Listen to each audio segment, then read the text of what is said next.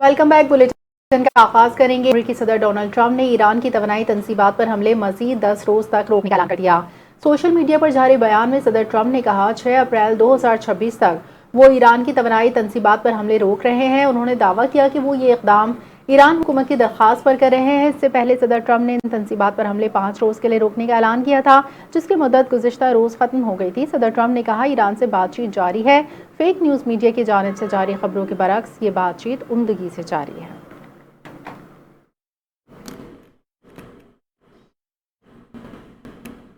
ایران نے جنگ بندی کے لیے امریکہ کی جانب سے بھیجی گئی 15 تجاویز پر مشتمل مسودے کا باضابطہ جواب بھجوا دیا ہے۔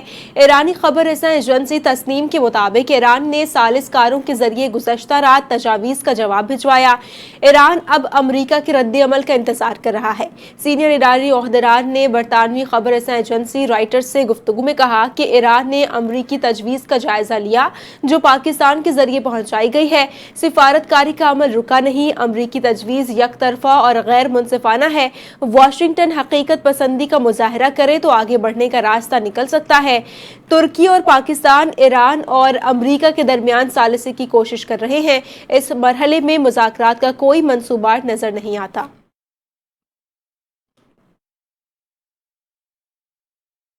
اسرائیلی فوج میں اہلکاروں کی شدید کمی کا سامنا، آرمی چیف نے خطرے کی گھنٹی بجا دی۔ اسرائیلی آرمی چیف نے اعلیٰ حکام کو آگاہ کیا کئی محاذ کھولنے سے فوج میں افرادی قوت کی کمی ہے۔ اہلکاروں کی کمی کے باعث فوج اندرونی طور پر ٹوٹ پھوٹ کا شکار ہو جائے گی۔ اسرائیلی آرمی چیف نے کہا بہت جلد فوج اپنے معمول کے مشن کے لیے تیار نہیں ہوگی۔ اہلکاروں کی کمی مستقبل قریب میں فوجی تیاریوں کو نقصان پہنچا سکتی ہے۔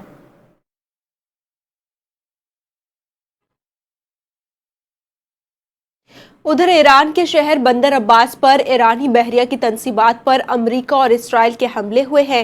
پاسداران انقلاب کور کی بحریہ کے سربراہ علی رضا تنگسیری کو شہید کرنے کا دعویٰ کر دیا۔ پاسداران انقلاب نے شہادت کی تصدیق نہیں کی، جبکہ ایرانی سرکاری ٹی وی کی مطابق حملوں میں شہری مراکز کو نشانہ بنایا گیا ہے۔ حملے میں اقامتی علاقے میں عمارت مسمار ہو گئی، جبکہ ایرانی میڈیا کے مطابق جنوبی خراسان میں بھی حملوں کی اطلاعات ہیں۔ ایران کا کہنا ہے کہ امریکہ اور اسرائیل کے حملوں میں جاں بحق ایرانیوں کی تعداد 1937 ہو گئی ہے۔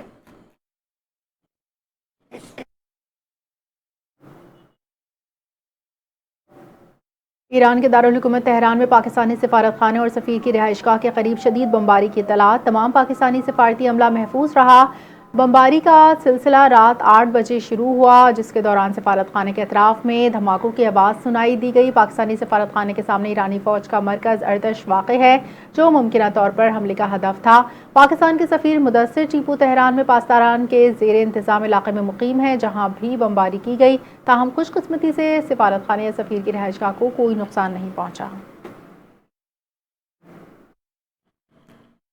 متحدہ عرب امارات کے دارالحکومت ابوظہبی میں بیلسٹک میزائل کا ملبے کے گرنے سے ایک پاکستانی شہری سمیت مزید 2 افراد جاں بحق ہو گئے ہیں، جبکہ کئی افراد زخمی بھی ہوئے ہیں۔ حکام کے مطابق اماراتی فضائی دفاعی نظام نے آنے والے بیلسٹک میزائل کو فضا میں ہی تباہ کر دیا تھا، تاہم اس کا ملبہ ابوظہبی کے علاقے سویجان میں جا گرا، جس کے نتیجے میں جانی و مالی نقصان ہوا۔ حادثے میں متعدد گاڑیوں کو بھی شدید نقصان پہنچا۔ امارات میں پاکستانی سفارت خانے نے بھی اس واقعے کی تصدیق کرتے ہوئے بتایا کہ جاں بحق ہونے والوں میں ایک پاکستانی شہری شامل ہے۔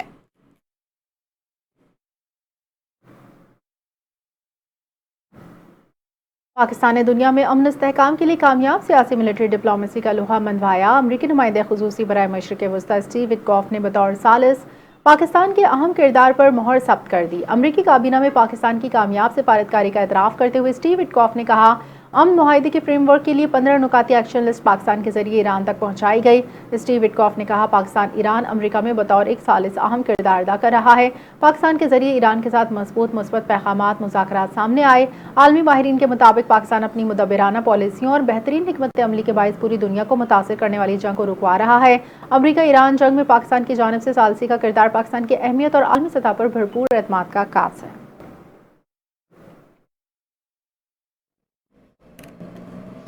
तो दूसरी जानिब वफाकी हुकूमत ने तवानाई बहरान के दौरान कम आमदन वाले अफराद को पेट्रोल सब्सिडी की तैयारी शुरू कर दी है। वफाकी हुकूमत की जानिब से हिदायत पर वजारत इंफॉर्मेशन टेक्नोलॉजी ने पेट्रोल सब्सिडी देने के लिए ऐप तैयार कर ली, जो फिलहाल टेस्टिंग के मराहिल में है। जराये के मुताबिक 2-3 व्हीलर्स गाड़ियों को सब्सिडी दी जाएगी, ताहम दीगर सार्फिन तक आलमी मार्केट में कीमतों में इजाफा मुंतकिल किया जाएगा।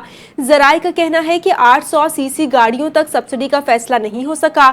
2-3 व्हीलर्स के लिए पेट्रोल का कोटा मुख्तस किया जाएगा, जबकि मोटरसाइकिल्स के लिए माहाना 20 लीटर तक पेट्रोल का कोटा मुकर्रर करने की तजवीज़ दी है। जराये के मुताबिक मुल्क के 12,000 पेट्रोल पंप्स पर सब्सिडी के लिए नोजल्स मुख्तस की जाएंगी। हर पेट्रोल पंप पर 2 मोबाइल फोन्स फराहम किए जाएंगे। इसी तरह हर पेट्रोल पंप पर मोबाइल फोन्स ऐप के जरिए पेट्रोल दिया जाएगा। बानी पीटीआई बुशरा बीबी के खिलाफ 190 मिलियन पाउंड केस में अहम पेशरफ। इस्लामाबाद हाई कोर्ट ने केस 31 मार्च को समाअत के लिए मुकर्रर किया। रजिस्ट्रार ऑफिस ने बानी पीटीआई बुशरा बीबी केस की कॉस्ट लिस्ट जारी कर दी। Chief justice Sarfraz Dogar justice Muhammad Asif समाअत करेंगे। अदालत ने नैब की दरख्वास्त पर जवाब तलब कर रखा है, जबकि नैब ने सजा मुअत्तली की दरख्वास्तें काबिल समाअत न होने का एतराज़ उठा रखा है। सजा मुअत्तली की दरख्वास्तें दायर कर रखी हैं। एहतसाब अदालत ने 17 जनवरी 2025 को बानी और बुशरा बीबी को सजाएं सुनाई थी।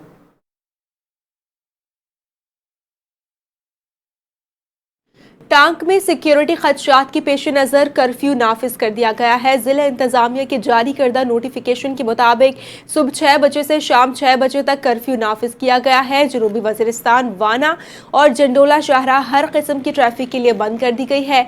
नोटिफिकेशन के मुताबिक कर्फ्यू के बायस डेरा इस्माइल खान शाहराह भी बंद रहेगी। जंडोला मेला मुलतवी कर दिया गया। कर्फ्यू के बायस रवाल बाजार और जंडोला बाजार भी बंद कर दिया गया। ईरान के मुत्तहिदा अरब अमारात पर हमलों के बाद अमाराती हुक्काम ने अमेरिका से सिर्फ जंगबंदी के बजाय मुस्तकिल हल का मुतालबा किया। अमाराती अखबार के मुताबिक मुत्तहिदा अरब अमारात ने इसे सिर्फ जंगबंदी नहीं बल्कि ईरानी खतरात का मुस्तकिल और जामे हल दरकार है और मौक़िफ़ इख्तियार किया है कि ख़ित्ते में पायदार अमन के लिए सादा सीज़ फायर काफ़ी नहीं, तवील मुद्दती सिक्योरिटी इंतजामात और ईरानी मिसाइल ड्रोन अपनाए हुर्मज़ का मुस्तकिल हल दरकार है। अमाराती वज़ीर ने इस हवाले से गुज़िश्ता रोज़ अमरीकी सदर JD वेंस से मुलाकात भी की। अमाराती सदर के मुशीर अनवर क़रक़ाश ने ईरानी हमलों पर दो टोक मौक़िफ़ देते हुए कहा, ईरानी हमले किसी तौर नज़रअंदाज नहीं किए जाएंगे।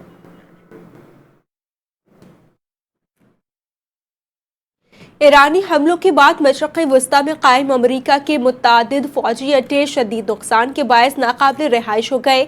अमरीकी अखबार की एक अहम रिपोर्ट में इंकशाफ हुआ है। रिपोर्ट के मुताबिक बड़ी तादाद में अमरीकी फ़ौजियों को हंगामी तौर पर होटलों और दफ्तरी इमारतों में मुंतकिल करना पड़ा।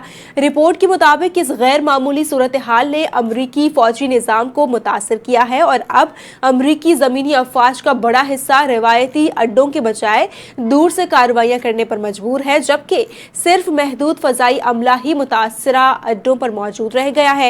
ईरानी हमलों में खलीजी ममालिक कुवैत, कतर, बहरीन और सऊदी अरब में कायम अहम अमरीकी तंसीबात को निशाना बनाया गया, जिनमें अल अदीद एयरबेस, अल सालिम एयरबेस और प्रिंस सुल्तान एयरबेस शामिल हैं, जबकि इन हमलों में मुत्तादिद अमरीकी एहलकार हलाक और जख्मी भी हुए हैं।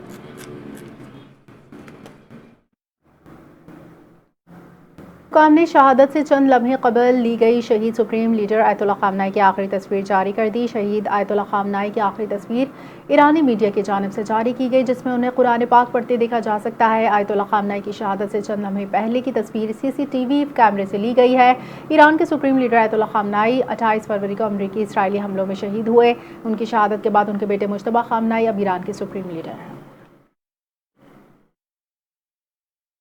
सऊदी वज़ीर ख़ज़ाना मोहम्मद अल जदान ने कहा है कि हालिया हफ्तों में पैदा होने वाली सूरत हाल के असरात कोरोना वबा से बढ़कर हैं। मियामी में फ्यूचर इन्वेस्टमेंट समिट से खिताब करते हुए सऊदी वज़ीर ख़ज़ाना ने कहा कि कशीदगी के बायस आलमी सप्लाई चैन शदीद मुतासर हुई है और इसके आलमी मईशत पर दुर्रस और संगीन असरात मुरतब होंगे। उन्होंने कहा कि जंग के बायस सूरत हाल ने आलमी मईशत पर मनफी असरात मुरतब किए। तेल, गैस, खाद और दीगर कलीदी शोबों की मंडियों पर इसके असरात नुमायां हो रहे हैं।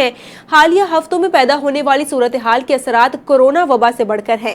मोहम्मद अल जदान ने कहा कि सऊदी अरब की मईशत सरमायाकारी के लिए पुरकशिश हैसियत रखती है।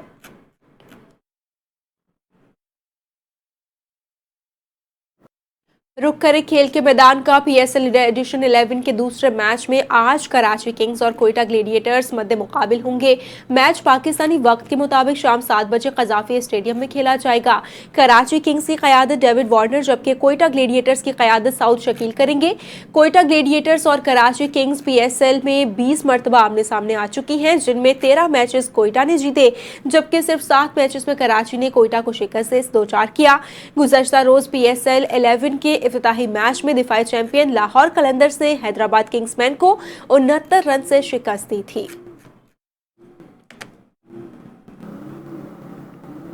PSL 11 के पहले मैच में लाहौर कलंदर्स के तजुर्बाकार ओपनर फखर जमान ने लीग में डेब्यू करने वाली टीम हैदराबाद किंग्समैन के खिलाफ 53 रन की इनिंग खेलकर एक और एजाज अपने नाम कर लिया। लाहौर कलंदर्स के फखर जमान ने PSL 11 के इफ्तिताही मैच में हैदराबाद किंग्समैन के खिलाफ 39 गेंदों पर 53 रन बनाए। फखर जमान ने सिर्फ सेंचुरी के साथ ही PSL की तारीख में 3000 रन बनाने वाले दूसरे बैटर बन गए। उन्होंने PSL में 98 मैचेस खेलकर 3017 रन स्कोर किए। फखर जमान ने PSL में 2 सेंचुरी 24 निस्फ सेंचुरी बना रखी हैं। पेशावर ज़ल्मी के कप्तान बाबर आजम ने PSL में 100 मैचेस में 3792 रन बना रखे हैं, जिसमें 2 सेंचुरीज और 36 निस्फ सेंचुरी शामिल हैं।